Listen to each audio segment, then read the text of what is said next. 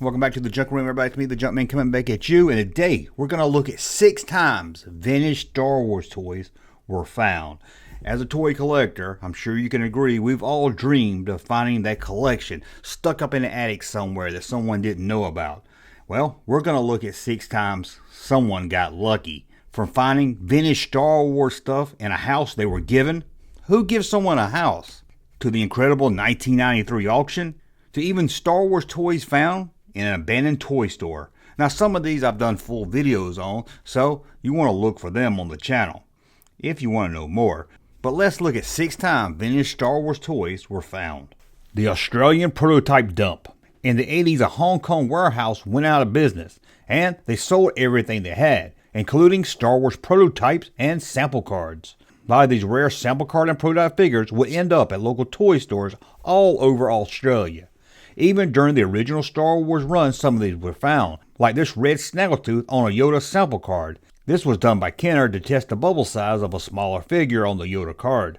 Over the following years in the 80s and into the early 90s, dozens of sample figures and prototypes were found in Australia. Even a prototype of a speeder bike that was thought to be lost for years. The abandoned toy store find. When a toy shop closed up in 2009, no one thought that much about it. Just another small business that had to close down. However, it seems sitting inside of the Frank Beach toy shop in northern Wales was holding more than dust. Pallets of old toys in new condition was found, some dating back to the late 60s. From Action Man to dinky car toys to Star Wars toys from the vintage era, they were found sitting in boxes in pristine condition. The closet of 400 mint figures. This is the most current, and most of you probably know about this one. It was just a few months ago in late 2022 when it was announced that a huge amount of carded figures, some in the original Kenner shipping case, was found, and they were stored inside of a collector's closet since the original run of the toys. The owners, now in his late 80s, let his friend, who owned the auction house, know that he had the toys and they might be worth something. Not only were some of these still in the shipping cases, taped up, some of them were extremely rare, like a Luke Skywalker with the extended lightsaber. The auction is currently going on now, so look for a follow-up video on this channel when it's over. The garbage bag full of toys. When Peter Simpson passed away, he left the young couple next door his house with everything inside. Not only did they find furniture in the house, in the garage they would find garbage bags of old toys. One of the figures found was a rare vinyl Cape Jawa still on card. It seems that there were so many Star Wars toys found that the value of those toys equaled more than the house was worth. In 2009, an unnamed former Pal Toys worker decided it was time to unload some toys that he had given to his son, who never got around to opening them. Some of the rarest released figures were found, and not all just from Pal Toys. There was a die-cast TIE Bomber still in the box, and even a yak face on a Trial logo card, among dozen other action figures found, still in new condition. The Vegas auction.